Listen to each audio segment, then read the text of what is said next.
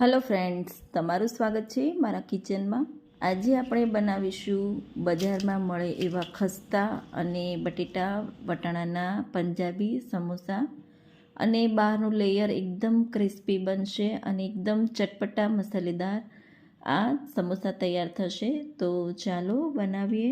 તો એના માટે એક બાઉલમાં 2 કપ જેટલો મેંદો લેશું. તમે અહીંયા અડધો મેંદો કે અડધો ઘઉંનો લોટ પણ લઈ શકો છો અને ખાલી ઘઉંનો લોટ પણ લઈ શકો છો.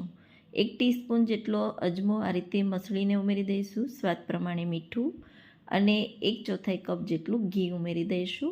ઘીનું મોણ ઉમેરશો તો બહારનું લેયર એકદમ ક્રિસ્પી અને ખસ્તા બનશે.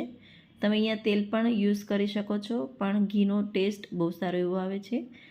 તો આ રીતે મુઠ્ઠી પડતું મોણ હોવું જોઈએ. તો તમે તેલ પણ ઉમેરો તો 1/4 કપથી થોડું ઉપર ઉમેરવાનું અને થોડું પાણી ઉમેરી કઠણ લોટ બાંધવાનો, જેથી સમોસાનું પડ એકદમ ક્રિસ્પી અને ખસ્તા બને. તો મેં અહીંયા લોટ બાંધી લીધો, તમે જોઈ શકો છો.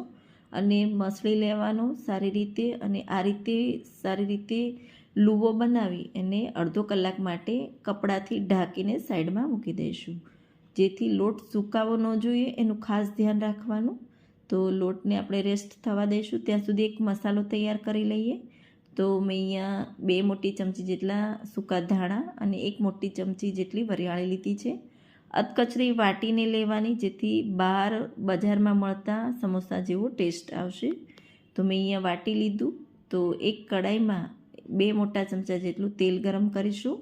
તેલ ગરમ થાય એટલે 1 ટીસ્પૂન જેટલું જીરું ઉમેરી દઈશું. જીરું ફૂટવા લાગે એટલે 1 ટીસ્પૂન જેટલી હિંગ ઉમેરીશું. બહુ સારો એવો ટેસ્ટ આવશે. 1 ટીસ્પૂન જેટલી હળદર અને 3થી 4 લીલા મરચાં ઝીણા કટ કરીને ઉમેરી દઈશું. અને આદું તમે અહીંયા ખાંડીને પણ લઈ શકો છો. મેં અહીંયા છીણીને લીધું છે અને સારી રીતે સાતળી લઈશું. ને એમાં 1 ટીસ્પૂન જેટલો ખાંડેલો મસાલો, 1 ટીસ્પૂન ધાણા જીરું પાવડર, કાશ્મીરી લાલ મરચું પાવડર, ગરમ મસાલો અને અડધો કપ જેટલા ફ્રેશ વટાણા આ રીતે ઉમેરી સાતળી લઈશું. થોડી સેકન્ડ માટે સાતળવાના. અને હવે મેં અહીંયા બટેટા બાફી લીધા છે. તો 250 ગ્રામ જેટલા બટેટા બાફીને આ રીતે મેં મેશ કરીને ઉમેરી દીધા. એ મારો વિડીયો સ્કીપ થઈ ગયો છે. તો આ રીતે બટેટા હાથથી મેશ કરીને ઉમેરવાના. બહુ સારો એવો ટેસ્ટ આવે છે. અને એકદમ સારી રીતે બધું મિક્સ કરી દઈશું. તો આ રીતે વટાણા બટેટાનો માવો તૈયાર કરીશું તો બજાર જેવું જ બનશે. અને બધું સારી રીતે મિક્સ થઈ જાય એટલે એમાં સ્વાદ પ્રમાણે મીઠું ઉમેરી દઈશું. 1 ટીસ્પૂન જેટલું મીઠું ઉમેરીશું. બટેટા બાફતી વખતે પણ મેં ઉમેર્યું હતું, એ ખાસ ધ્યાન રાખવાનું. 1 ટીસ્પૂન જેટલો આમચૂર પાવડર અને લીલા ધાણા ઉમેરી સારી રીતે મિક્સ કરી દઈશું. તમારી પાસે આમચૂર પાવડર ના હોય તો તમે લીંબુનો રસ પણ ઉમેરી શકો છો. 1 ટીસ્પૂન જેટલી ખાંડ ઉમેરી દેવાની અને ખટાશ ગળપણ બંને બેલેન્સ કરવાનું. તો એકદમ સારી રીતે મિક્સ કરી દઈશું. તો મેં અહીંયા સમોસાનો ચટપટો મસાલો તૈયાર કરી લીધો. ગેસની ફ્લેમ બંધ કરી દીધી. બીજી બાજુ લોટ પણ રેસ્ટ થઈ ગયો, અડધો કલાક જેવું થઈ ગયું. સારી રીતે મસળી લઈશું. તો તમે લોટ મસળશો એમ સમોસાનું લેયર એકદમ સારું એવું ક્રિસ્પી અને ખસ્તા બનશે. તો એમાંથી આપણે લુવા તૈયાર કરી લઈશું. તો મીડિયમ સાઇઝનો લુવો તૈયાર કરી લેવાનો. તો મેં અહીંયા 8થી 10 જેટલા લુવા તૈયાર કરી લીધા. હવે આપણે રોટલી જેવું વણી લઈશું. તો બહુ પતલું પણ નહીં વણવાનું અને આ રીતે લાંબુ વણવાનું અને વચ્ચેથી આ રીતે કટ કરી લઈશું. એટલે એક રોટલીમાંથી 2 સમોસા તૈયાર થશે. અને આ રીતે કિનાર પર પાણી લગાવી દેવાનું, જેથી સારી રીતે ચીપકી જાય.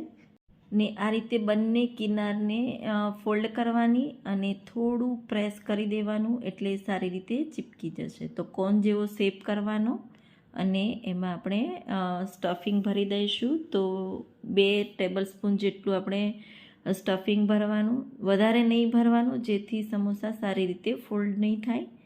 ને અંગૂઠા અને આંગળીની મદદથી આ રીતે પ્લીટ કરી દેવાની, એટલે સમોસાની એક સાઈડ પર આ રીતે કરવાનું અને કિનાર પર પાણી લગાવી દેવાનું અને આ રીતે પ્રેસ કરીને સમોસું આપણે ફોલ્ડ કરી દઈશું. તો તમે જોઈ શકો છો આ રીતે એકદમ બાર જેવા સમોસા મળે એવા જ તૈયાર થશે. અને આ રીતે આંગળીની મદદથી પ્રેસ કરી દેવાનું.